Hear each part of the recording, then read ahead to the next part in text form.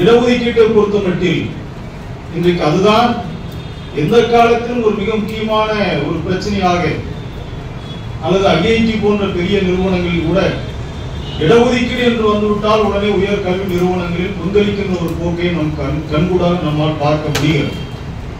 அவர்களுக்கு இடஒதுக்கீட்டுக்கான ஒரு போராட்டத்தை, இடஒதுக்கீடுக்கு எதிரான ஒரு போராட்டத்தை நடத்த வேண்டும் என்று சொன்னால் உடனடியாக அவருடைய போராட்டம் என்பது ஒரு செருப்பு தைக்கின்ற தொழிலாளியை போல எல்லாரும் உட்கார்ந்து செருப்பு தைக்கின்ற போராட்டம், அல்லது துடைப்பத்தை எடுத்துக்கொண்டு துடைக்கின்ற ஒரு போராட்டம்.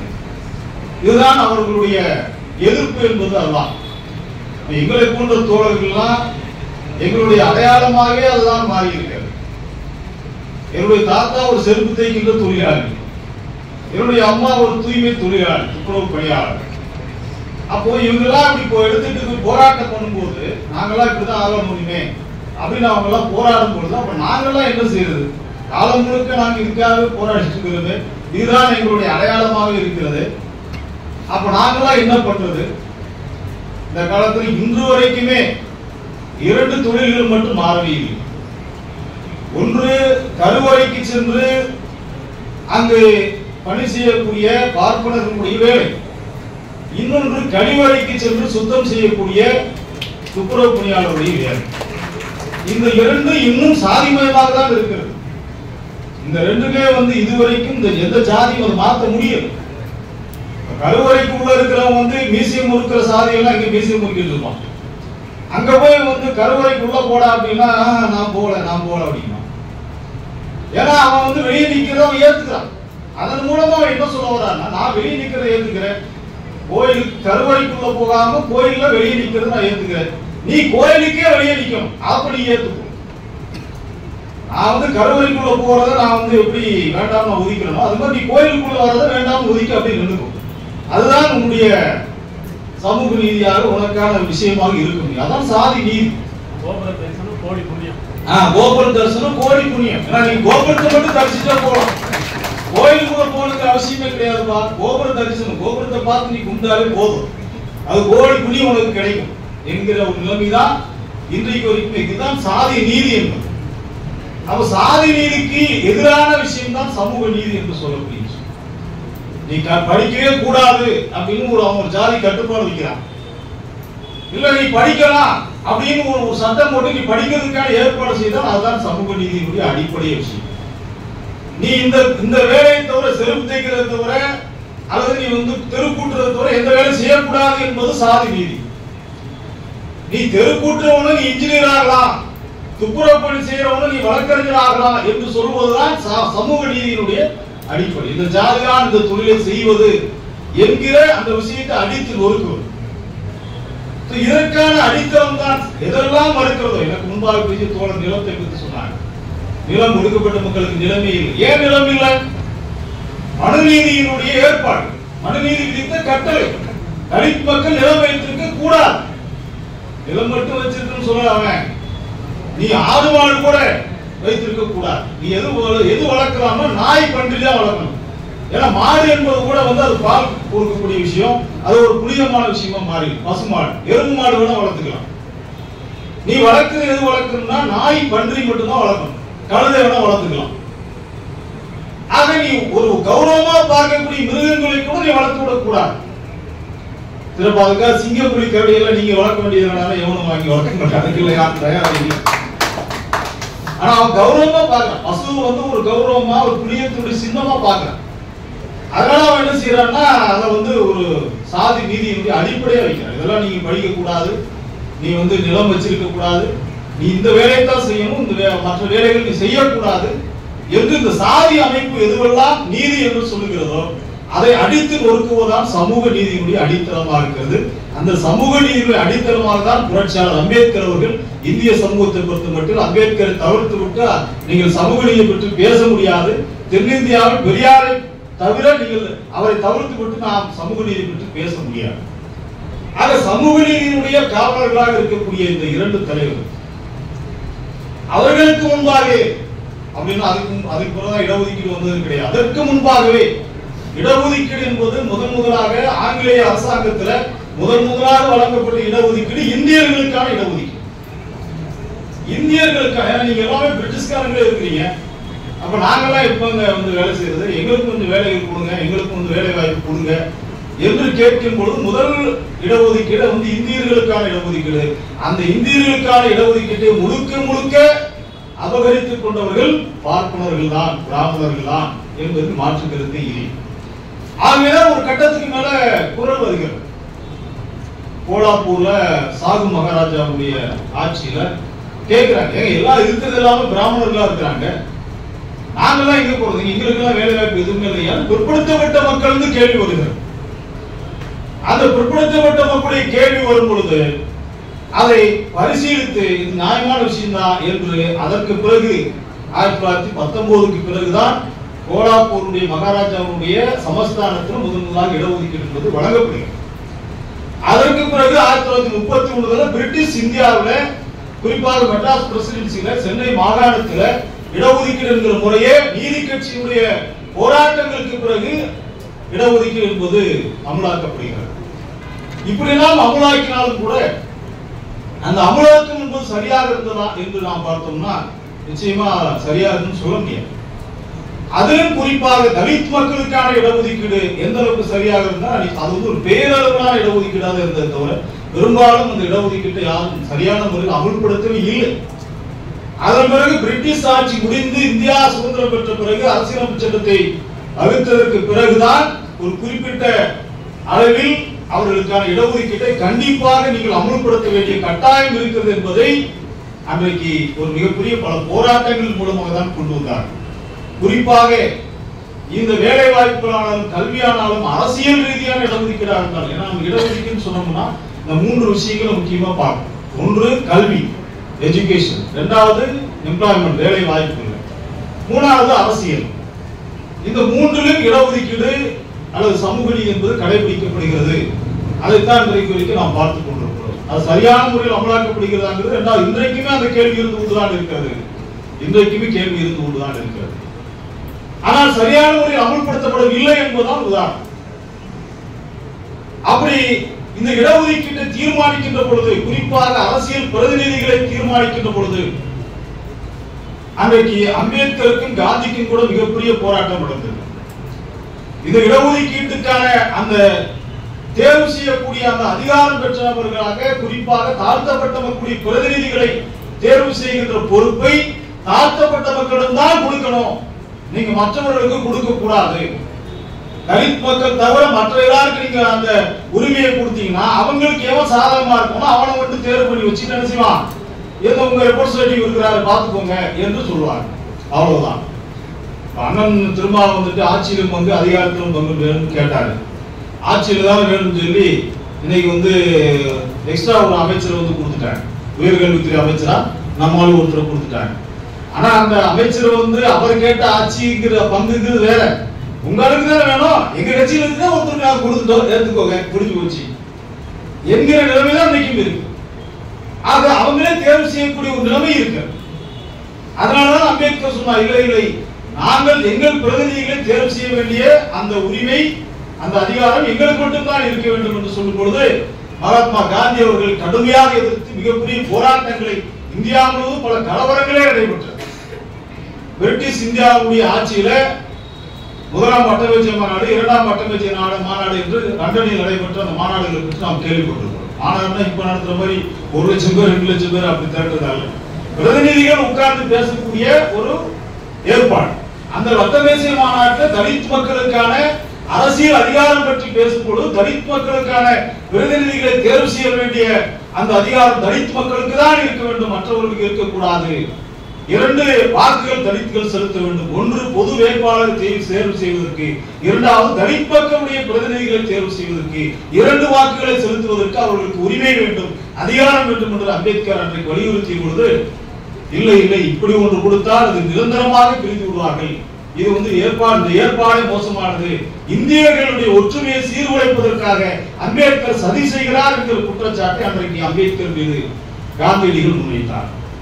அதன் பிறகு பலகட்ட போராட்டங்களுக்கு பிறகு அம்பேத்கர் எங்கு சென்றாலும் அம்பேத்கருக்கு எதிராக கோஷமிடுவது, அம்பேத்கர் கொடும்பாவை இருப்பது, இப்படி காங்கிரஸ் கட்சிக்காக ஏகப்பட்ட போராட்டங்களை நடத்தியதற்கு பிறகு வெள்ளை அரசாங்கம் பார்த்துவிட்டு காந்தியடிகள் செய்வது முற்றிலும் மோசமானது, இது எந்த விதத்திலும் ஏற்றுக்கொள்ள முடியாது என்று சொல்லி காந்தியை பிடித்து சிறையில் அடைக்கிறார்கள். எரவாடா சிறையில் அடைத்த பொழுது கூட நான் சிறையிலிருந்து உண்ணாவிரதம் இருந்து என்னுடைய போராட்டத்தை நான் தொடருவேன் என்று தலித் மக்களுடைய இரட்டை வாக்குரிமையை தகர்த்தெறிவதற்காக அங்கே காந்தியடிகள் மிகப்பெரிய போராட்டத்தை நடத்தி அதன் பிறகு பூனா ஒப்பந்தம் என்கிற ஒரு பெயரில பூனாவில் சென்று காந்தியை சந்தித்து ஒரு ஒப்பந்தத்தை ஏற்படுத்தி கொண்டதற்கு பிறகு இந்த தனி தொகுதி முறை, இன்றைக்கு இருக்கக்கூடிய தனி தொகுதி முறை, இன்னைக்கு 40 எம்பி சீட் இருக்காங்கன்னா 7 பேர் எம்பி ஷெட்யூல்டு காஸ்ட் இருந்து இன்னைக்கு தேர்வு செய்யும். அந்த தனி தொகுதி முறை வந்ததே ஒரு மிகப்பெரிய போராட்டம் தான். இந்த தனி தொகுதி முறை தான் இன்றைக்கும் நடக்கிறது. ஒரு எம்எல்ஏ யாரு வேணும் என்பதை தேர்வு செய்வது அவ்வளவு சாதாரணமான விஷயம் இல்லை. இன்னைக்கு அண்ணன் திருமாவர்கள் ஒரு தொகுதியில் நிற்கிறாருன்னா அவரு ஜெயிப்பாரா ஜெயிக்க மாட்டாங்க, கடைசி நேரத்தில் பதட்டத்தை உருவாக்கக்கூடிய நிலைமை தான் இருக்குது. ஏன்னா தலித் அல்லாதவர்கள் கண்டிப்பா அவருக்கு போட மாட்டாங்க. அதே நேரத்தில் அதே சமுதாயத்தை, பழைய சமுதாயத்தை சேர்ந்த வேற ஒரு அதிமுக வேட்பாளரோ காங்கிரஸ் வேட்பாளரோ திமுக வேட்பாளரோ ஒருத்தர் கண்டிப்பா வந்துருவாங்க என்கிற ஒரு நிலைமை. அப்ப யார் இந்த மக்களுக்காக போராடுறாங்களோ அவங்களுக்கு இந்த இடஒதுக்கீடு நிச்சயமா பயன்படாது. இது பேரளவுக்கு யாரு, அதாவது ஒரு பெயருக்கு யாராவது ஒருத்தரை வைத்துக் கொள்ள முடியும். அதுதான் இந்த தனி தொகுதி முறையினுடைய அடிப்படையான விஷயமாக இருக்கு. ஆக அப்படி இருக்கக்கூடிய இந்த தனி தொகுதி முறை என்கிற இந்த அரசியல் ரீதியான பிரதிநிதித்துவத்துல இன்றைக்கு பாத்தீங்கன்னா நீங்க ஒரு இந்தியா லெவல்லே பாத்தீங்கன்னா இந்த தனி தொகுதி முறை தான் மிகப்பெரிய கேள்வியா இருக்கு. பார்லிமெண்ட் சீட்ல 543 சீட் இருக்கு அப்படின்னா ஜெனரல் தொகுதி கிட்டத்தட்ட 412 தொகுதி, ஷெட்யூல்டு காஸ்ட் தொகுதி 84 தொகுதி. நான் சொல்றது all India level MP seat பாராளுமன்ற வேட்பாளர் 84 பேர் இருக்காரு. ஷெட்யூல்டு டிரைப்ஸ் எஸ்டி பழங்குடி மக்கள் 47 பேர் இருக்காரு. இவங்கெல்லாம் சேர்த்தோம்னா தான் நமக்கு 543 என்கிற இந்த எண்ணிக்கை கிடைக்கும். தலித் மக்களுடைய பிரதிநிதிகள் 84 பேர் இருக்காங்க, மறந்து விடக்கூடாது, 84 பேர். ஆனா இன்றைக்கு நிலைமை என்னன்னா, ஏதாவது ஒரு ஊர்ல எங்கேயாவது ஒரு இடத்துல ஒரு ஜாதி மாறி திருமணம் முடித்ததுக்காக எங்கேயாவது ஒரு தலித் தினந்தர வெட்டி கொலை செய்யப்பட்டு கொண்டுதான் இருக்கிறான். ஆனா பார்லிமெண்ட்ல எங்கேயாவது இந்த பிரச்சனை பத்தி பேசுறாங்கன்னா ஒருத்தர் இல்லை. இன்றைக்கும் பல கிராமங்கள் ஜாதி மயமாகத்தான் இருக்கிறது. ஊர் வேறு சேரி வேறு என்று ஊருக்குள் செருப்பணிந்து கூட போக முடியாத நிலைமை. சமீபத்தில் கூட உடுமலைப்பேட்டை பக்கத்துல ஒரு ராஜாவூர் என்று சொல்லக்கூடிய ஒரு பகுதியில் செருப்பணிந்து கூட போக முடியும். இந்த நிலைமை இன்றைக்கும் நீடிக்கிறது. இந்த பிரச்சனைகளை பற்றி பேசுவதற்கு நாடாளுமன்றத்தில் இருக்கின்ற தலித் எம்பிக்கள் யாராவது பேசிருக்காங்கன்னா ஒருத்தரோடு பேச. நான் சொல்வது ஆளுங்கட்சி எதிர்கட்சி எல்லா எம்பிக்களையும் தான் சொல்றேன். ஆக 543 84 பேர் எஸ்சி இருக்கிறாங்க, 47 பேர் எஸ்டி பழங்குடி மக்கள் இருக்கிறாங்க. கிட்டத்தட்ட இவங்களே ஒரு 131 பேர் வந்துறாங்க. இவங்க நினைச்சாங்கன்னா இன்னைக்கு நாடாளுமன்றத்தில் ஸ்தம்பிக்க வைக்க முடியும். ஆனால் அவங்களால சுதந்திரமா செயல்பட முடியுமா? நிச்சயமா முடியாது.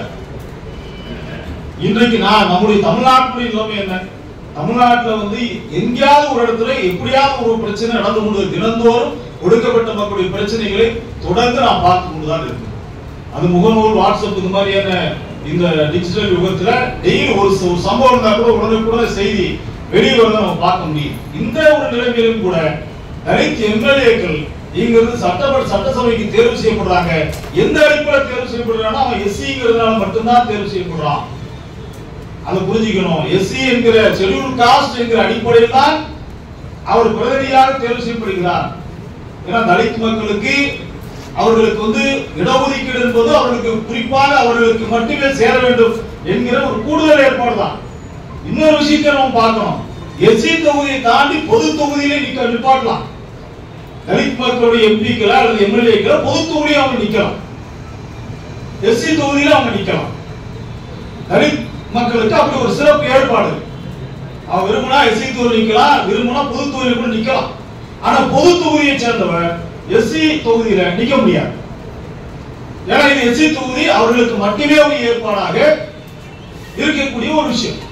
அதனால இன்றைக்குமே இந்த ஏற்பாடு இருக்கதான் செய்யுது. ஆனால் பொது தொகுதியில எங்கேயாவது நம்மளுக்கு ஒரு எஸ்சிக்கு வாய்ப்பளிக்க நம்மளால பார்க்க முடியுதா? தமிழ்நாட்டில் இன்னைக்கு இருக்கக்கூடிய தொகுதியில எங்கேயாவது பொது தொகுதியில ஒரு எஸ்சி காராவத்தில் வந்திருக்காங்க யாருமே பார்க்க முடியும். ஆனா ஒரு சில பேர், ஒரு 2 or 3 பேர் வந்திருக்காங்க. அவங்களே யார் பாத்தீங்கன்னா இடதுசாரி கட்சிகள் தேர்வு செய்யப்பட்ட வேட்பாளர்களாக, உறுப்பினர்களாக, சட்டமன்ற உறுப்பினர்களாக தான் இருக்கிறாங்க. அகில இந்திய அளவில் சமீபத்தில் ஒரு மிகப்பெரிய ஒரு எழுச்சியை ஏற்படுத்தியவர் பிரசாத். அவர் வந்து ஃபைசாபாத் தொகுதியிலிருந்து தேர்வு செய்யப்பட்டார். ஃபைசாபாத் தொகுதி அயோத்தி ராமர் கோவில் இருக்கக்கூடிய அந்த தொகுதியை சேர்ந்தது. அயோத்தியில வச்சுதான் அவன் பிஜேபிக்காரன் அரசியல் புரிஞ்சுட்டு இருக்கான்.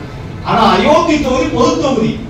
அங்க ஜெயிச்சு நின்று வெற்றி பெற்றவர் ஒரு ஷெட்யூல்ட் காஸ்ட், ஒரு எஸ்சி சமூகத்தை சேர்ந்தவர். அவர் தான் வந்து வெற்றி பெற்று அங்க வர முடிஞ்சிருக்கு அப்படின்னா உண்மையாவே வரலாற்று மிகப்பெரிய ஒரு மாற்றம். ஒரு பொது தொகுதியில ஒரு எஸ்சி சமூகத்தை சேர்ந்தவர் ஜெயிச்சு வர்றது ஒரு மிகப்பெரிய ஒரு விஷயம். அங்க உத்தரப்பிரதேசம் எவ்வளவு பின்தங்கிய ஒரு ஜாதி மயமான ஒரு மாநிலம்ங்கிறது எல்லாருக்கும் தெரியும்.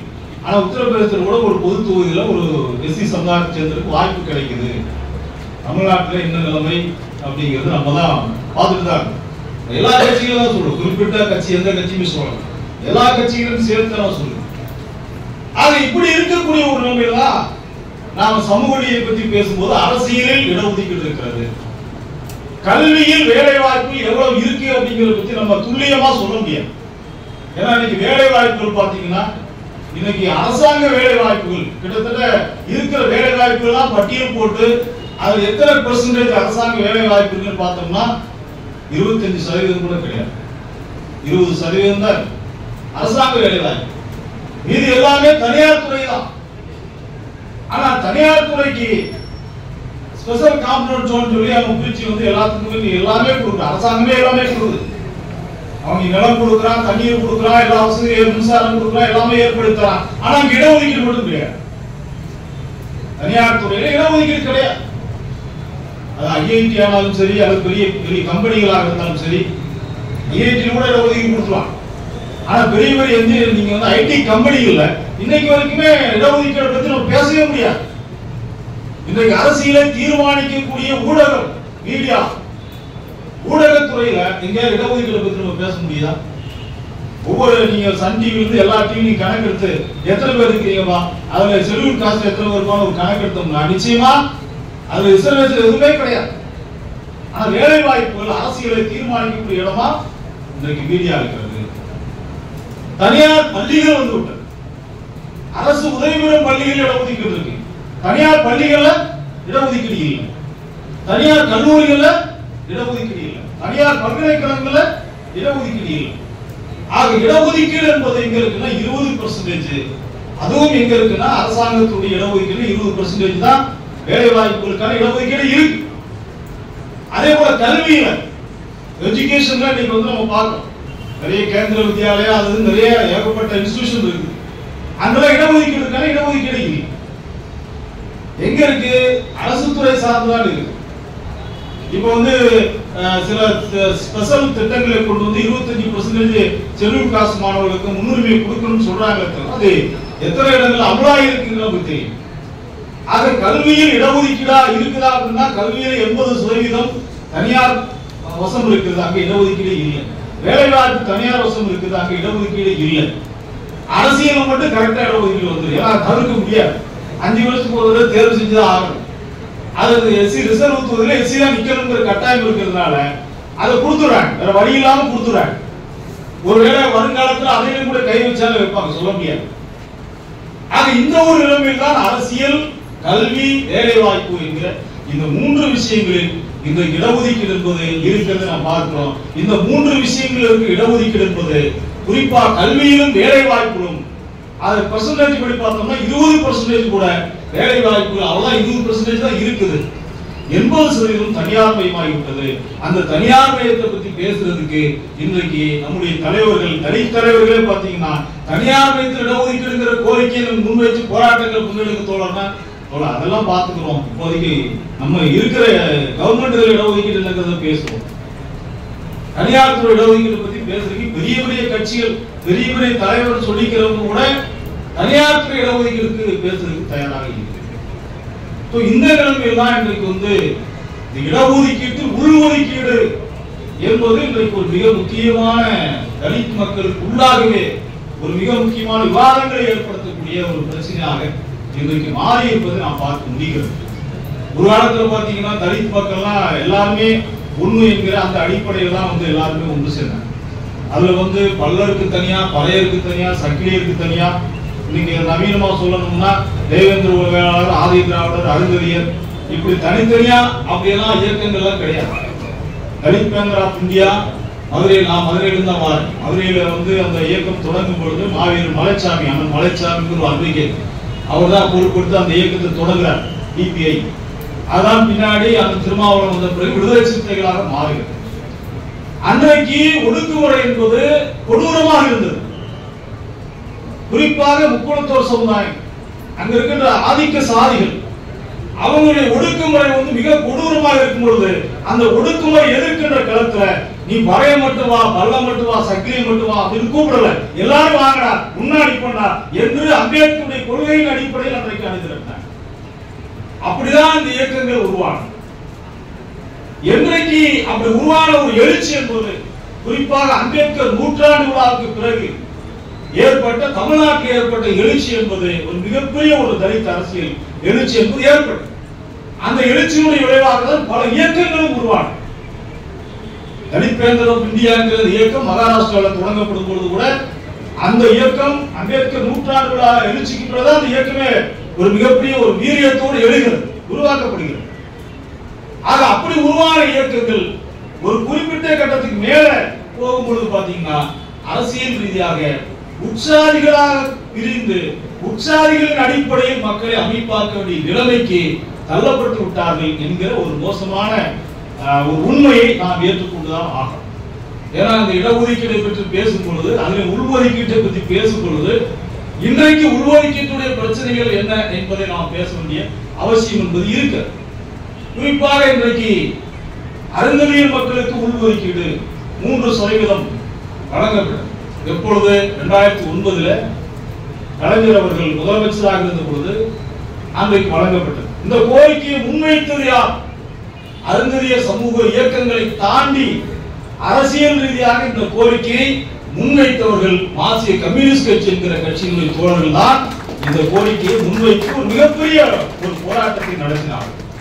கிட்டத்தட்ட தமிழ்நாட்டில் இருக்கக்கூடிய ஒரு 25 மாவட்டங்களில் மாவட்ட மாநாடுகளை நடத்தி, அதன் பிறகு மாநில மாநாட்டை நடத்தி, அதன் பிறகு 2008 ஜூன் 11ஆம் தேதி சென்னையில் ஒரு பேரணி, ஒரு மிகப்பெரிய பேரணி, கிட்டத்தட்ட ஒரு 25,000 பேர் அணிதிரட்டிய பேரணி.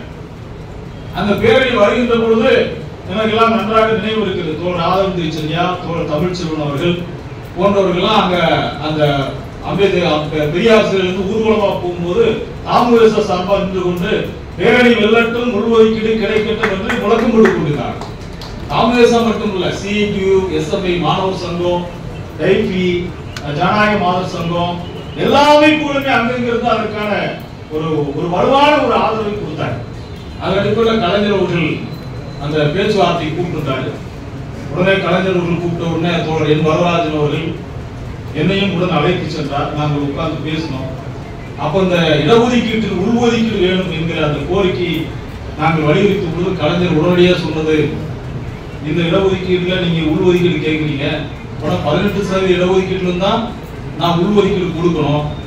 அப்பனா தம்பி திருமாவளவன் அவர்களையும் கிருஷ்ணசாமி அவர்களையும் நான் அழைத்து பேசிவிட்டு நான் உங்களுக்கு சொல்லுகிறேன் என்று சொன்னார். மிக்க சந்தோஷம். அதே நேரத்தில் ஒருவேளை அவங்க அதுக்கு எதிர்ப்பு தெரிவிச்சாங்கன்னா எங்க நிலைமை என்ன ஆகுது அப்படின்னு கேட்டோம். இல்ல அது முறைப்படி செய்ய வேண்டிய ஒரு விஷயம். கண்டிப்பாக அவங்களை நான் கன்வின்ஸ் பண்ணுவேன், என்னுடைய இதுக்கு கண்டிப்பாக முன் வருவாங்க என்று அதை கலைஞர்கள் சொன்னார். அதேபடி அவங்க அழைத்து பேசுகிறார்.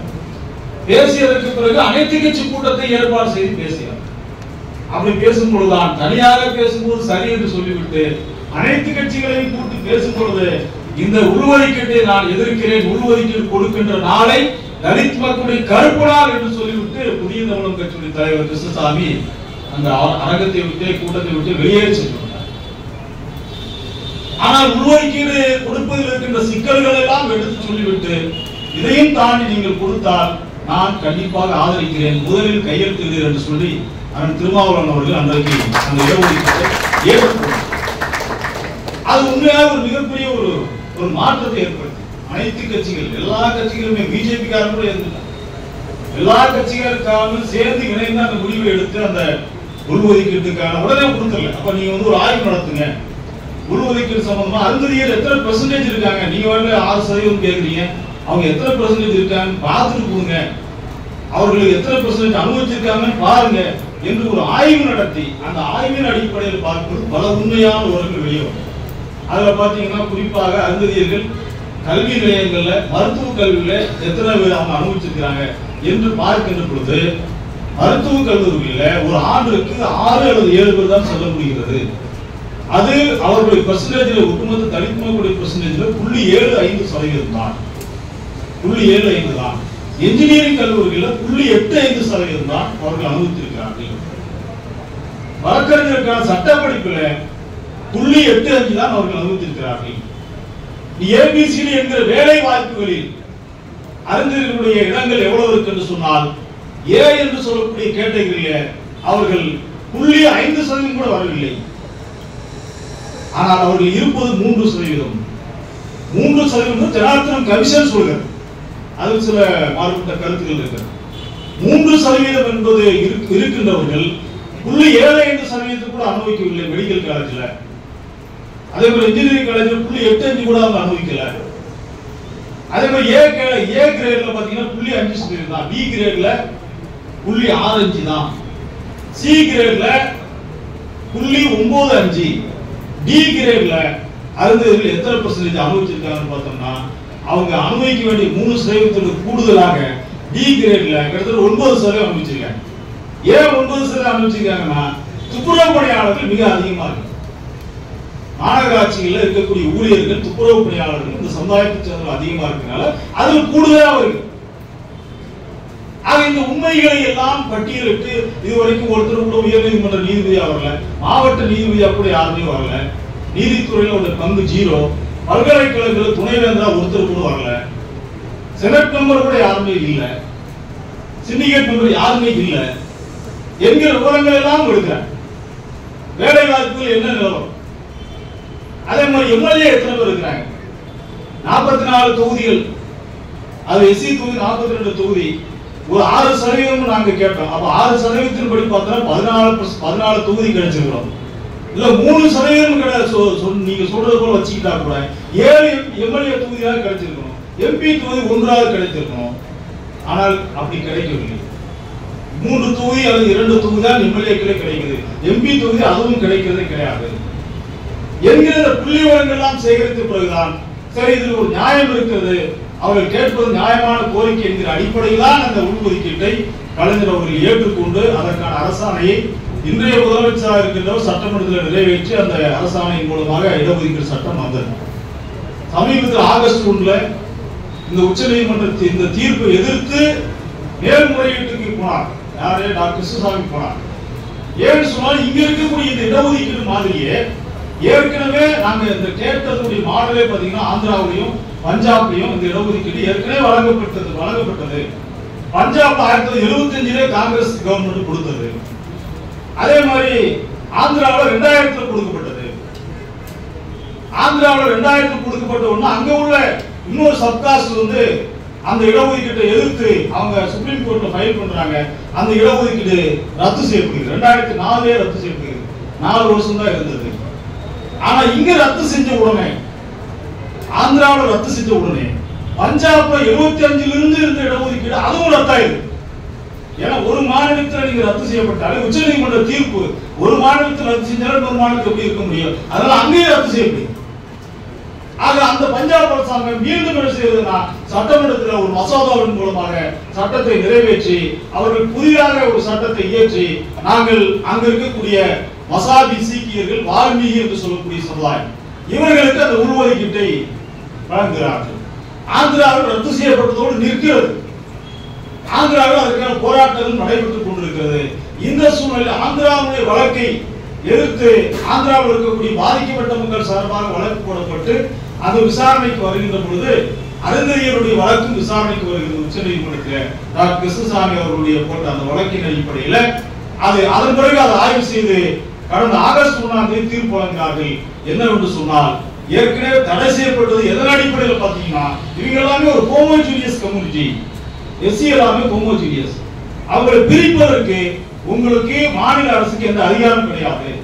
அதை பிரிக்கணும்னா நாடாளுமன்றத்தில் 3/2 பங்கு அதற்கு ஆதரவு தெரிவிச்சு அதன் அடிப்படையில் தான் நீங்க பிரிக்க முடியுமே தவிர நீங்க எடுத்த ஒரு மாநில அரசு அந்த மாநில அரசியலுக்காக அரசியல் நோக்கத்திற்காக நீங்க ஒரு மாநில அரசு இப்படி உள்ஒதுக்கீடு கொடுக்க முடியாது அப்படின்னு சொல்லி 2004 தீர்ப்பு வழங்கியது. இப்போ வந்த தீர்ப்புல என்ன சொல்ல ஆகஸ்ட் 1 தீர்ப்பு என்ன சொல்லப்பட்டதுன்னா இந்த உள்ஒதுக்கீடு இது ஹோமோஜீனியஸ் அப்படின்னு நீங்க சொல்லக்கூடிய வகைப்பாடே அல்ல, இது ஹெட்ரோஜீனியஸ். ஒரே தொகுதிக்குள்ள இருக்கக்கூடிய பல சாதிகள், ஒரு சாதி கிடையாது. இப்ப பிற்படுத்தப்பட்ட மக்களே பாத்தீங்கன்னா கோனார் இருக்காரு, முக்குளத்தோர் இருக்காரு, அல்லது வன்னியர் இருக்கிறாங்க, இப்படி பல சாதிகள் இருக்காங்க. ஆனா ஒரே கேட்டகரி இருப்பாங்க, பிசிங்கிற கேட்டகரி அல்லது எம்பிசிங்கிற கேட்டகரி. அந்த எம்பிசிங்கிற கேட்டகரி கூட வன்னியர் இருக்கிறாங்க, முக்குளத்தோர் இருக்கிறாங்க, மீனவர் இருக்கிறாங்க, இவங்க எல்லாருமே ஒரு தொகுதி. ஆனா எல்லாரும் தனித்தனி சாதி. அப்படித்தான் பல்வர் பறையர் அங்கு இருக்கிற இந்த சாதிகளும் அப்படித்தான் இருக்கிறார்கள். ஒரே தொகுதிக்குள்ளாக இருக்கிறார்கள் தவிர எல்லாரும் ஒரே சாதி கிடையாது. இவர்களுக்குள்ளும் ஏற்றத்தாழ்வு இருக்கிறது. அது பல பிரச்சனைகளின் அடிப்படையில் வெளிச்சத்திற்கு வந்த பல விஷயங்கள் இருக்கிறது என்று பல விவரங்களை சுட்டிக்காட்டி அதன் அடிப்படையில் இவர்களுக்குள்ளாக இருக்கக்கூடிய இந்த ஏற்றத்தாழ்வுகளை ஒழிப்பதற்காகவே இந்த உள்ஒதுக்கீட்டை நாங்கள் செல்லும் இது நடைமுறைப்படுத்தலாம், மாநில அரசுக்கு அதிகாரம் இருக்கிறது என்று தீர்ப்பு வழங்கப்பட்டது ஆகஸ்ட் 1. ஆனால் இந்த தீர்ப்பு வந்தவுடனே தான் தமிழ்நாட்டில் பல பிரச்சனைகள் இருந்து கூட எதிர்பார்க்காத ஆட்களாக கூட போராட்டம் எடுத்தார். அதுவரைக்கும் இடஒதுக்கீட்டை ஆதரித்த அண்ணன் திருமாவளவன் அவர்கள் ஆகஸ்ட் 1 தீர்ப்புக்கு பிறகு பாத்தீங்கன்னா வள்ளுவர் கூட்டத்தில் ஒரு பெரிய கூட்டத்தை போட்டு இந்த உள்ஒதுக்கீடு கொண்டு வந்தது தப்பு, குறிப்பா கேட்டகரைசேஷன் பண்றதை எதிர்க்கிறேன், கோட்டா கொடுக்கறதை எதிர்க்கல. அவர் சொல்லக்கூடிய விஷயத்தை நீங்க பாருங்க. கேட்டகரைஸ் பண்ணாதான் நீங்க கோட்டாவை கொடுக்க முடியும். அருந்ததியர் என்னென்ன ஜாதிகள் பிரிச்சாதான் நீங்க கோட்டாவை கொடுக்க முடியும். நான் கேட்டகரைஸ் பண்றதை எதிர்க்கிறேன், ஆனா கோட்டா கொடுக்கறதை ஆதரிக்கிறேன். இது எப்படி சரியா? ஆனால் திருமாவளவன் அவர்கள் இப்படிதான் பேசுறாங்க. இரண்டாவது, தலித் மக்கள் பிரித்தாளக்கூடிய சூழ்ச்சி. இதுதான் டாக்டர் கிருஷ்ணசாமி சொன்னார். இதுதான் காந்தியடிகள் சொல்றார். இந்தியர்களை பிரித்தாளக்கூடிய சூழ்ச்சி அம்பேத்கர் செய்யறாரு அப்படின்னு காந்தியடிகள் அன்னைக்கு சொன்னதை நம்முடைய அண்ணன் திருமாவளவன் இன்னைக்கு சொல்றாரு. அவர் சொன்ன உடனே அவர் ஆரம்பிச்சுதான் விட்டார். அடுத்து பாத்தீங்கன்னா டாக்டர் கிருஷ்ணசாமி பத்திக்கிட்டு எழுதினார், ரோட்டெல்லாம் படுத்துட்டு உருண்டார். சமீபத்தில் நீங்க போராட்டம் பார்த்துருப்பீங்க. சமீபத்தில் ராஜரத்ன ஸ்டேடி முன்னாடி போராட்டம் படுத்துட்டு அப்படியே மழை பெஞ்சிட்டு இருக்கு, ரோட்ல உட்கார்ந்து போராடிட்டு இருக்கிறார். மாஞ்சோல தேயிலை தோட்ட தொழிலாளர்கள் 17 பேரை சுட்டுக் கொள்ளும் போது அப்பெல்லாம் கீழே கூட உட்கார மாட்டார். கீழே உட்கார்றத கூட அவர் அசிங்கமா பார்ப்பாங்க. ஒரு தலித் மக்களுக்குள்ள அவங்க சமூகத்தை சேர்ந்தவர்களை யாராவது கை கொடுத்தவங்க கை கொடுக்க மாட்டாங்க, அவ்வளவு சுத்தம் பார்ப்பாங்க. அவரே வெளிப்படையா பல கூட்டங்கள் பேசி நாங்க தேவேந்திர குல வேளாளருங்க, நாட்டுக்கருத்திங்கிற பறையனுடைய சக்கிலியினுடைய நாங்க எப்படிங்க சேர முடியும் அப்படின்னு பேசுற தலைவர் டாக்டர் கிருஷ்ணசாமி. ஆனா உள்ஒதுக்கீட்டுக்காக இன்னைக்கு டெல்லியில போய் போராட்டம் பண்றாரு. இங்க போராட்டம் பண்ணி டெல்லியில டிசம்பர் 6 அம்பேத்கர் போராட்டம் பண்றாரு. அப்ப ஆதிதிராவிட மக்கள் சேர்ந்துவாங்க. இப்ப மாட்டுக்கருத்திங்கிறது ஞாபகத்துக்கு இல்லையான்னு தெரியல. பறையனெல்லாம் மாட்டுக்கருத்திங்கிற அவனை சேர்க்க முடியாதுன்னு சொன்னவரு இப்போ நீங்க எல்லாம் வாங்க நம்மளாம் சேர்ந்து நம்மளாம் உண்மைதான். நமக்கு பொது எதிரி யாருன்னா அருந்ததியர்களா? அருந்ததியர் தான் பொது எதிரி என்று அருந்ததியர் உள்ஒதுக்கீட்டை எதிர்ப்பதற்காக கிருஷ்ணசாமி ஆதிதிராவிடர் அமைப்புகள், சில அமைப்புகள் ஆதிதிராவிடர் அமைப்புகளே பாத்தீங்கன்னா நிறைய அமைப்புகள்லாம் இன்னைக்கு திருமாவளவன் அந்த கூட்டத்துக்கு போகல. ஆனா அந்த கருத்து அதே கருத்து அவருக்கும் இருக்கிறது. ஆனா அந்த கூட்டத்தில் அவர் கலந்துக்கல. ஆனால் இந்த கருத்தை ஒட்டிதான் அவர் தொடர்ந்து பேசிட்டு இருக்கிறாரு. ரவிக்குமார் எம்பி அவர்கள் தொடர்ந்து இதான் பேசிட்டு இருக்கிறார். இங்க இருக்கக்கூடியவர்கள் கூட நீங்க அவர்களுக்கு ஆதரவா இருக்கலாம். ஆனா நான் பேச வேண்டிய கருத்து நான் பேசிதான். இங்க நெறியாளர் சொல்லிட்டாரு ஏற்கனவே, தோழா நீங்க எது வேணாலும் பேசுங்க, உங்களுக்கு எந்த கட்டுப்பாடும் உங்களுக்கு கிடையாது அப்படின்ட்டு. அதனால என்னன்னா இது ஒரு ஆரோக்கியமான ஒரு டிஸ்கஷன் தான். ஏன்னா திருமாவளவன் நம்ம பார்க்கும்போது பெரிய உயரத்தில் வச்சு பார்க்கணும். ஒரு பொது தலைவராக அவர் வளர்ந்தார். ஒரு பொது தலைவராக எல்லாரும் ஏற்றுக்கொள்ளக்கூடிய ஒரு தலைவராக வளர்ந்த பிறகு நான் போய் அருந்ததியர் இடஒதுக்கீட்டை போய் எதிர்க்கிறேன். இவ்வளவு காலம் ஆதரிச்சவர் இன்னைக்கு அருந்ததியர் இடஒதுக்கீட்டை போய் எதிர்க்கிறேன்னு சொல்றதுல என்ன நியாயம் இருக்குன்னு தெரியும். நீங்க எல்லாம் மாணவர்கள் நிறைய பேர் இருக்கிறீங்க, படித்தவர்கள், ஆராய்ச்சியெல்லாம் இருக்கிறீங்க. இதெல்லாம் நீங்க எல்லாம் ஆரோக்கியமா எழுப்ப வேண்டிய கேள்வி. அதில் எந்த அடிப்படையில் நம்ம எதிர்க்கிறோம் என்பது கூட சொல்ல முடியும். டாக்டர் கிருஷ்ணசாமி அங்க இருக்கிறார். தீர்ப்பு வந்த உடனே திருமாவளவன் செஞ்சார். அவர் வந்து நேரடியாக உடனே வந்து இந்தியா கூட்டணியுடைய தலைவர் காந்தியை போய் பார்த்து ஒரு பெட்டிஷன் கொடுத்து இந்த உள்ஒதுக்கீட்டுக்கு எதிராக நீங்க பெட்டிஷன் போடணும் உச்ச நீதிமன்றத்தில் அப்படின்னு சொன்னாங்க. அவங்க தான் 75ல காங்கிரஸ் கவர்மெண்ட் தான் பஞ்சாப்ல உள்ஒதுக்கீட்டை கொண்டு வந்தாங்க. அவங்க எப்படி பெட்டிஷன் போடுவாங்க? ராம்விலாஸ் பாஸ்வான் அவருடைய பையன் சிராக் பாஸ்வான் போய் பார்த்து ஆதரவு கேட்கிறார். அவரு பிஜேபி கூட்டணியில் இருக்கிறார். அது பிறகு இந்திய குடியரசுக் கட்சி ராம்தாஸ் அத்வாலே அவரும் பிஜேபி கூட்டணியில் இருக்கிறார். அவரை போய் சந்திச்சு ஆதரவு கேட்கிறார். கடைசியில் யாருமே ஆதரவு கொடுக்கல. அவரே களத்தில் இறங்கிட்டார். சுப்ரீம் கோர்ட்ல கேஸும் போட்டாங்க. சுப்ரீம் கோர்ட்ல கேஸ் போட்டு அந்த கட்சியில தெரியும், எல்லாருக்குமே தெரியும். சுப்ரீம் கோர்ட் வந்து ஒரு தீர்ப்பு சொல்லிருக்கா அதே பெஞ்ச் தான் முறையிட்டு அவரை எப்படி நீங்க மாத்தி கொடுப்பாங்க? அதனால ஏற்கனவே வழங்கப்பட்ட தீர்ப்பு சரியானதுன்னு சொல்லி அந்த திருமாவளவனுடைய பெட்டிஷனை தள்ளுபடி செய்திருக்காங்க.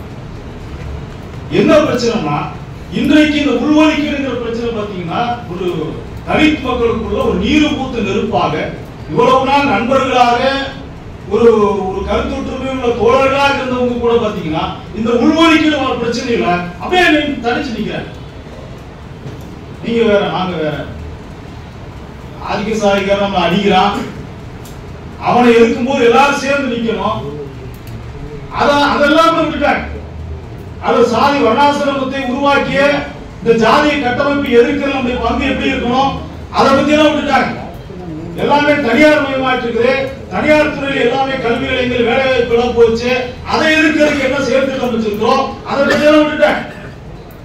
நமக்கு எதிரி இப்போதைக்கு அருந்ததிகள் தான், அருந்ததிகள் உள்ஒதுக்கீடு தான் என்கிற நிலைமையில் இன்றைக்கு தமிழ்நாட்டுடைய அரசியல் அப்படி போயிருச்சு நினைக்கும் போது இப்ப கேவலமா வெக்கமா இருக்கு. மற்ற மாநிலங்கள் அப்படி இருக்குன்னா அது ஒரு பெரிய ஆச்சரியத்துக்கு விஷயமே இல்லை. தமிழ்நாட்டில் சமூக நீதி பேசுகின்ற இந்த மண்ணில இப்படிப்பட்ட ஒரு நிலைமை வந்துருச்சே நினைக்கும் போது மிக வேதனையாக இருக்கு.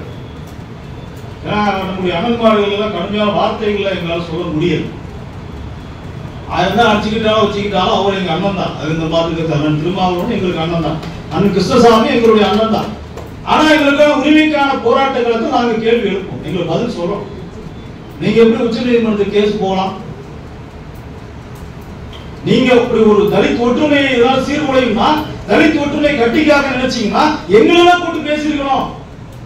தம்பிங்க வாங்க, நம்மளை பிரிக்க கொடுத்த சூழ்ச்சி பண்றான், வாங்க நம்ம முதல்ல உட்கார்ந்து பேசுவோம், அவனுக்கு இடம் கொடுக்க கூடாது, நாம எல்லாரும் உட்கார்ந்து பேசலாம்னு சொல்லி நீங்க அருந்ததியர் இயக்க தலைவர்கள்லாம் நீங்க கூப்பிட்டு வச்சு பேசியிருந்தீங்கன்னா தலித் ஒற்றுமை காக்கப்பட்டிருக்கும். நீங்க கூப்பிட்டா நாங்க வரலன்னு சொல்ல போறோமா? அவர் கூப்பிட்டா நாங்க தாராளமா போறதுக்கு ரெடியா இருக்கும், பேச்சுவார்த்தைக்கு ரெடியா இருக்கும்.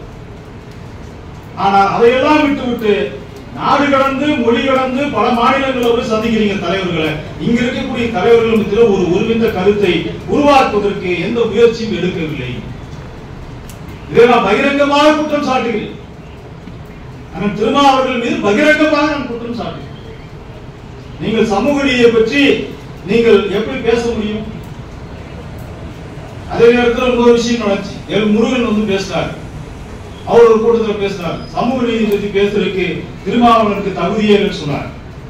7 நியூஸ்ல வந்து பேட்டி கொடுத்தார். சமூக நீதி பற்றி பேசுவதற்கு உள்ஒதுக்கீடு எதிர்க்காக ஒரு விஷயத்துக்காக அந்த திருமாவளவனுக்கு தகுதி இல்லைன்னு சொல்றதுக்கு உனக்கே தகுதி இருக்குது.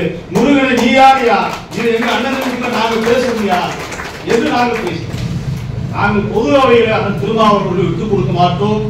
அதே நேரத்தில் எங்களுடைய உரிமைக்கான முழக்கத்தை யாருக்காகவும் விட்டுக் கொடுக்க மாட்டோம். நாங்கள் முழங்கி கொண்டுதான் இருப்போம். இவங்க 2 பேரை பத்தி புதுசா ஒருத்தர் வந்திருக்காரு, சீமான். வேற சொன்னாலே வேற சொல்ல சிரிக்கிற கூட்டத்தை பாக்கிறேன். சீமான் அவர் வந்து புதுசா வந்து அவர் சில பேப்பர்லாம் காட்டுறாரு. இங்க பாருங்க, அருந்ததிக்கு தான் எல்லாமே போகுது, எல்லா இடங்களும் அவங்களுக்கு தான் போகுது, பல்லருக்கு வந்து 0, பறையருக்கு 0, உங்களுக்கு எல்லாம் முட்டை தான் போட்டிருக்காங்க, நீங்க எல்லாம் கூமுடி ஆயிட்டீங்க அப்படின்னு சொல்லி 2 சமுதாயத்தையும் ஏற்றி விடுறாரு. அதுக்கு அருந்த இடஒதுக்கீட்டை எதிர்ப்பதற்கு என்ன காரணம் சொல்றாங்கன்னா அவங்க தெலுங்கர்கள், அவங்க கன்னடம் பேசுறவங்க. புதுசா ஒரு விஷயத்தை கண்டுபிடிச்சிட்டாரு. தமிழ்நாட்டில் அருந்ததியர்கள் ஆதி தமிழர்கள் என்பதற்கான சான்றுகள் பல விஷயங்கள் இருக்குது. அதனால இன்னைக்கு புதிய வாய்ப்புகள், இன்னைக்கு பல புதிய புத்தகங்கள் எழுத்தாளர் மதிவண்ணன் கூட சமீபத்தில் ஒரு புத்தகம் எழுதியிருக்காரு. எதை பத்தியும் படிக்கிறதே இல்லை, எதை பத்தியும் படிக்காம அடிச்சு விடுறது. அடிச்சு போடுறது அவருக்கு கை வந்த கிடையாச்சு. அதெல்லாம் நம்ம சொல்ல வேண்டிய அவசியம் இல்லை. ஆனா இப்படி ஒரு பல்வேறு சமூகங்கள் மத்தியில இப்படி ஒரு விஷயத்தை வந்து உருவாக்கிட்டு இருக்கேன். அதாவது ஒடுக்குமுறைக்கு ஒரு மொழியையும் கருவியாக மாற்ற முடியும் என்பதற்கு உதாரணம் தான். நீ ஒடுக்குறதுக்கு வந்து ஒரு மொழியை எப்படி நீ கருவியாக மாற்ற முடியும்? அருந்ததியை ஒடுக்குறதுக்கு உனக்கு மொழி தான் கிடைச்சதா? நீங்க எத்தனை பேர் எத்தனை மொழி பேசுறோம் இங்க வந்து வியாபாரம் பண்றோம்? தமிழ்நாட்டில் எத்தனை கம்பெனிகள் இருக்கு? அப்போலோ ஹாஸ்பிட்டல் யாருடைய கம்பெனி? எவ்வளவு பெரிய பிசினஸ் இங்க ஓடிட்டு இருக்கு. அவங்களை பத்தி நீ யாரும் பேச முடியுமா? நீ இருக்கிற சினிமா துறையில இருந்து கேரளாவில இருந்து கர்நாடகாவில இருந்து ஆந்திராவில இருந்து நடிகைகளை கொண்டு வந்து இறக்குறீங்களா? அதெல்லாம் உங்களுக்கு வெக்கமா தெரியலையா? அப்பெல்லாம் உனக்கு தமிழ் மலையாளம் இதெல்லாம் பேச முடியல. விஜயலட்சுமி பத்தி பேசும்போது உனக்கு அது ஞாபகம் இல்லையா? விஜயலட்சுமி பேசும்போது உனக்கு அந்த தமிழ் தெலுங்கு எல்லாம் உனக்கு வர அருந்ததியை பேசும்போது மட்டும் வந்துடும். எவ்வளவு பெரிய மோசடி பாரு. அப்போ இப்படி எல்லாம் ஒரு பல பொய்யான ஊழல்களை வந்து சொல்றாங்க. இப்ப நான் வந்து தகவல் அறிவு உரிமை சட்டத்தில் நம்ம தோழர்கிட்ட சொல்லி நீங்க இதெல்லாம் வந்து உண்மையாங்க நீங்க யோசிச்சு பாருங்க, உடனே தகவல்களை கேளுங்க. தகவல் உரிமை சட்டத்தில் கவர்மெண்ட் வந்து வாங்கி எனக்கு கிடைச்ச தகவல் வந்து ஒரு சில மெடிக்கல் காலேஜில் மட்டும் நான் வந்து ஒரு தகவல் அறியும் சட்டத்தில் போடுறேன். அதுல பாத்தீங்கன்னா சென்னையில் இருக்கக்கூடிய கண் மருத்துவமனை அதுல வந்து எஸ்சி ப்ரொஃபசர்ஸ் வந்து 2 பேர் தான் இருக்காங்க.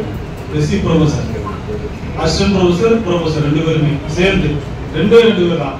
பல்லர்ல இருந்து ஒருத்தர், பறையர்ல இருந்து ஒருத்தர். அருந்ததியில இருந்து யாருமே இல்லை. பல் மருத்துவம் சென்னையில் இருக்கக்கூடிய பல் மருத்துவக் கல்லூரியில் அரசு பல் மருத்துவக் கல்லூரி அதுல பாத்தீங்கன்னா பல்லர் சமுதாயத்திலிருந்து 2 பேர் இருக்காங்க. பறையர் சமுதாயத்திலிருந்து 15 பேர் இருக்காங்க. அது 2ஆ பிரிச்சுக்கலாம். ஆதி திராவிடங்கிறது 13 பேர், பறையருங்கிறது 2 பேர். ஒரு 2ஆ பிரிச்சு கொடுத்துருக்காங்க. 15 பேர். அருந்ததியில் வந்து 0, யாருமே இல்லை. அதே மாதிரி கிருஷ்ணகிரி மாவட்டத்துல அங்க பாத்தீங்கன்னா பல்லர் பறையர் சமுதாயங்கள் அப்படி மொத்தமா கொடுத்துருக்காங்க 6 பேர். அருந்ததியில் இருந்து ஒரே ஒருத்தர் மட்டும். திருவண்ணாமலை மெடிக்கல் காலேஜ்ல இருந்து பல்லர் சமுதாயத்திலிருந்து 3 பேர், அருந்ததியர் சமுதாயத்திலிருந்து 21 பேர். சாரி, அருந்ததியர் பறையர் சமுதாயத்திலிருந்து 21 பேர், பல்லர் சமுதாயத்தில் 3 பேர், பறையர் சமுதாயத்தில் 21 பேர், எஸ்சிஏ அருந்ததியர் சமுதாயத்தில் வெறும் 3 பேர். தஞ்சை மருத்துவக் கல்லூரியில பல்லர் 2 பேர், பறையர் 2 பேர், அருந்ததியர் 0. அதே மாதிரி நாமக்கல் அருந்ததியர்கள் அடர்த்தியா வாழக்கூடிய ஒரு பகுதி. அங்கே நிலவு பாத்தீங்கன்னா பல்லர் சமுதாயத்திலிருந்து 4 பேர், பறையர்ல இருந்து யாருமே இல்லை 0, அருந்ததியில இருந்து 0.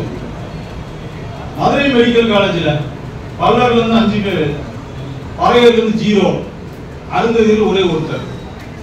இதுதான் நிலைமை. நீங்க மெடிக்கல் காலேஜினுடைய பல் மருத்துவக் கல்லூரியில 15 பேருக்கு இருக்கிறாங்க, அருந்ததியில் 0 தான். சென்னையில வந்து எல்லா மெடிக்கல் காலேஜிலும் 0வா தான் இருக்கேன், எங்கேயுமே இல்லை. எங்க இருக்காங்க? மதுரையில ஒரே ஒருத்தர் இருக்காரு, திருவண்ணாமலையில் 3 பேர் இருக்காங்க. மொத்தமே பாத்தீங்கன்னா 4 பேர் தான் இருக்கு. இது வரைக்கும் கிடைச்ச தகவல். நான் medical college professor, assistant professor மொத்தமே 4 பேர் தான் இருக்காங்க. ஆனா நீங்க மொத்த எண்ணிக்கை பாத்தீங்கன்னா 100 பேர் இருக்கு, 100 பேருக்கு மேல இருக்கு. இதுவும் கூட இப்ப வந்திருக்கிற எஸ்சிஏ வந்த பிறகு கிடைச்ச இடங்கள் வந்தாங்க. அதுக்கு முன்னாடி 0. அப்போ டோட்டலா பாத்தீங்கன்னா எஸ்சி கம்யூனிட்டிக்குள்ள நீங்க பாத்தீங்கன்னா 16 இடங்கள் கொடுக்கும். ஆனா 4 இடங்கள். அப்ப 1% தான். இன்றைக்கும் 1% தான். அருந்ததியர்கள் அவங்க பயனடையக்கூடிய சதவீதம் வெறும் ஒரே சதவீதம் மட்டும்தான். மெடிக்கல் காலேஜ்ல இதான் நிலைமை. இது யாரும் எங்க வேணாலும் பேசுறதுக்கு ரெடியா இருக்கு. இது டேட்டாவோட இருக்கு. தகவல் குறிப்பிச்சதை கவர்மெண்ட் சீல் போட்டதோடு இருக்காங்க. ஆனா சீமான் போன்றவர்கள் பாத்தீங்கன்னா அப்படியே வச்சுட்டு படம் காட்டிட்டு இருக்காங்க. நேருக்கு நேரம் விவாதிப்பதற்கு வாங்க, உட்கார்ந்து பேசுவோம். அப்ப இவங்களுக்கு பிரச்சனை என்ன அப்படின்னா, இப்ப நான் வந்து உங்கள்கிட்ட பேச வந்து மிக முக்கியமான டைம் இல்லை. மிக முக்கியமான ஒரு விஷயம் என்னன்னா, இந்த இடஒதுக்கீட்டு உள்ஒதுக்கீடு கொடுக்கிற இந்த பிரச்சனை இல்ல, தலித் மக்களுக்குள்ள இப்படி ஒரு பிரச்சனைகள் உருவாயிட்டு இருக்கு. நீங்கள் மாணவர்களா நீங்க என்ன பண்றீங்க? இந்த பிரச்சனைகளை சரி செய்வதற்கு ஏதாவது வாய்ப்புகளை ஏன் மார்க்சிய கம்யூனிஸ்ட் கட்சியோ அல்லது தோழமை இயக்கங்களோ, ஏன் திமுகவோ ஏன் இதற்கான ஏற்பாடுகளை செய்ய வேண்டும்? திமுக கூட்டணியில் தான் இருக்காரு. ஏன் நீங்க கூட்டு வச்சு பேசலாம்ல? சரி, திமுகவே விடுங்க, தோழமை இயக்கங்கள், இடதுசாரி இயக்கங்கள் இருக்கிறீங்க, நீங்க கூப்பிட்டு வச்சு பேசுங்க. ஏன் தமிழ்நாட்டில் தலித் மக்களுக்குள்ள ஒரு மோதல் வரவிடாமல் தடுக்கணும்? இதை இடஒதுக்கீட்டை வச்சு ஒரு பிரச்சனை வந்துடக்கூடாது. குறைந்தபட்சம் நீங்க இருக்கக்கூடிய நம்முடைய மாணவர் அமைப்பு அகாடமி ஃபார் மார்க்சிஸ்ட் ஸ்டடீஸ் நீங்க கூட இதுக்கான ஒரு முயற்சி முன்னெடுக்கலாம் இல்லையா? மாணவர்கள் உங்களிடத்தில் நான் கேட்கிறேன். ஏன்னா இது வந்து ரொம்ப முக்கியமான ஒரு விஷயம். நாம தலித் மக்கள் எதிர்கொள்ளக்கூடிய சவால்கள் எதிர்காலம் பத்தி பேசுறோம். எதிர்காலத்தில் தலித் மக்களுக்குள்ள இப்படிப்பட்ட ஒரு ஜாதி அடிப்படையிலான பிரச்சனைகள் மேலாம் இருக்கணும், அவங்க மத்தியில் ஒரு ஜனநாயக பண்பு வளரணும் அப்படின்னு நம்ம நினைச்சோம்னா இதற்கான முயற்சிகளை முன்னெடுக்கும். ஒரு ஜனநாயக ரீதியா உட்கார்ந்து பேசி தலித் மக்களுக்குள்ள இந்த பிரச்சனை வராமல் தடுப்பதற்கான நடவடிக்கைகளை எடுப்பதற்கு நீங்கள் முயற்சியை மேற்கொள்ள வேண்டும் என நான் இங்க இருக்கக்கூடிய நம்முடைய அமைப்பினுடைய தோழர்களை நான் உரிமையோடு அன்போடு நான் கேட்கிறேன். ஏன்னா உங்களை மாதிரியான மாணவ சக்தி நினைச்சா மட்டும்தான் அதெல்லாம் நடக்கும். ஏன்னா சில பேர் தவறான புள்ளி உறவுகளை கொடுத்து தவறான முறையில் வழி நடத்துறாங்க. ஆனால் எந்த நிலையிலும் தலித் மக்களுக்குள்ளாக நாங்கள் யார் பொது எதிரி என்பதை தெளிவாக நாங்கள் உணர்ந்தவர்கள். ஏனென்று சொன்னால் நான் வெறும் அம்பேத்கரிஸ்ட் மட்டுமல்ல, நான் மார்க்சிஸ்டாகவும் இருக்கிறேன், பெரியாரிஸ்டாகவும் இருக்கிறேன். அவர்கள் எங்களுக்கு யார் பொது எதிரி என்பதை எங்களுக்கு நன்றாக தெரியும். எங்களுக்கு எப்படி இந்த இடஒதுக்கீடு நியாயத்தை பற்றி பேச தெரிகிறதோ இங்கே எப்படி நாங்கள் பேசுகிறோமோ அதே போன்ற ஒரு பண்போடும் நாகரிகத்தோடும் தலைவர்களிடத்திலும் நாங்கள் பேச தெரியும். இதை ஒரு பிரச்சனையாக ஆக்க விரும்பவில்லை. இது ஒரு தலித் மக்களுக்குள்ளாக ஒற்றுமையை கட்டி காக்க வேண்டிய ஒரு மிக முக்கியமான வரலாற்று கட்டத்தில் நாம் இருக்கிறோம். இந்த கட்டத்தில் நான் பெரிய பெரிய தலைவர்கள் நாங்களாம் உங்களோட குடும்பம் ரொம்ப சின்ன தலைவர்கள். நீங்களாம் நினைச்சீங்கன்னா கண்டிப்பா அந்த பிரச்சனைக்கு ஒரு நல்ல ஒரு முடிவு வரும், ஒரு இணக்கமான சூழ்நிலை அமையும். போற இடங்கள்ல இது ஒரு பெரிய பிரச்சனையா இருக்கு. தீர்க்க முடியாத பல பிரச்சனைகள் தலித் மக்களுக்கு இன்றைக்கும் இருக்கிறது. இன்றைக்கும் செருப்போடு நடக்க முடியல, இன்றைக்கும் தீண்டாமை வன்கொடுமைகளை கடந்து உழல்றோம், இன்றைக்கும் ஆணவ படுகொலைகள் தொடர்ந்து நடந்து கொண்டே இருக்கிறது. ஒரு மாசத்துக்கு 2 பேர் ஆணவ படுகொலைகள்ல இன்றைக்கு தொடர்ந்து கொல்லப்பட்டு தான் இருக்கிறாங்க. அதையெல்லாம் எதிர்த்து போராட வேண்டிய இடத்தில் நாம் இருக்கிறோம். பஞ்சம் நிலங்களை உரிமை மீட்பதற்கான போராட்ட களத்தில் நாம் இறங்கி நிற்பதற்காக நாம் இருக்கிறோம். தனியார் துறை இடஒதுக்கீடு போராடுவதற்காக நாம் தயாராக இருக்கிறோம். ஆனால் இந்த பிரச்சனைகள் எல்லாம் விட்டுவிட்டு அருந்ததிய இடஒதுக்கீடு என்கிற பிரச்சனை மட்டும், அதுவும் குறிப்பாக இதில் மிக முக்கியமா திமுக திட்டத்தை தவிர அவங்களுக்கு வேற வழியே இல்லை.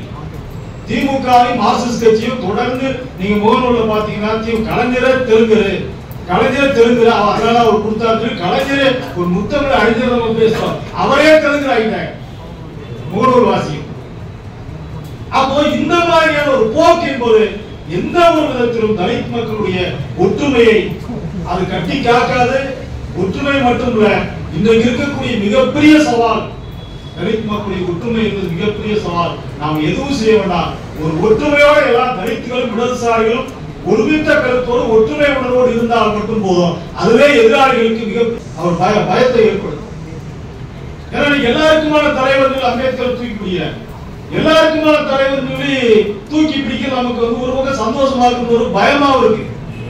எப்படி அம்பேத்கர் காவி கொடி இந்த பக்கம் வச்சுக்கிட்டு அம்பேத்கரை தூக்கி பிடிக்கிறானே, இவரை எப்படி நம்ம நம்புறது? எல்லாருக்குமான தலைவர் எப்படி அம்பேத்கர் ஆவாரு? அவர் எல்லாருக்குமான தலைவர் அல்ல, ஜனநாயகத்தை போற்றுகின்ற நபர்களுக்கான தலைவர் தான் அம்பேத்கர். சனாதனத்தை தூக்கி பிடிப்பதற்கு அவர் தலைவர் அல்ல. ஆனா சனாதனவாதிகள் அம்பேத்கர் படத்தை வச்சுக்கலாம், சனாதனவாதிகள் அம்பேத்கர் பெரிய சிலையை உருவாக்குறான். நாங்க அம்பேத்கருக்கு நாங்க தான் பெரிய சிலை வச்சுக்கிறோம், அதுல ரொம்ப பீத்திக்கிறாங்க. சிலையை வச்சுக்கிறான், அல்லது வந்து பாத்தீங்கன்னா வந்து போட்டோ வச்சுக்கிறாங்க, போட்டோ வச்சு கும்பிட்டுக்கிறாங்க. மோடி வந்து கொரோனா காலத்துல துப்புரவு பணியாளர் காலில் தான் விழுந்தார். ஆனா அவருக்கு ஒரு துப்புரவு பணியாளருக்கு ஒரு 1000 ரூபாய் சம்பளத்தை ஏற்றுங்கன்னா பட்ஜெட்ல நிதி இல்லை.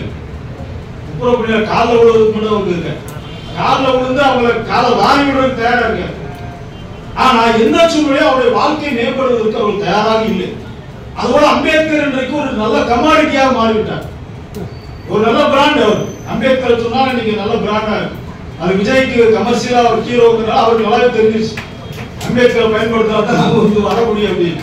அதனால அம்பேத்கர் நீங்க நினைக்கிற மாதிரியான கமாடிட்டி தலைவர் அல்ல, அவர் கருத்தியல் தலைவர்.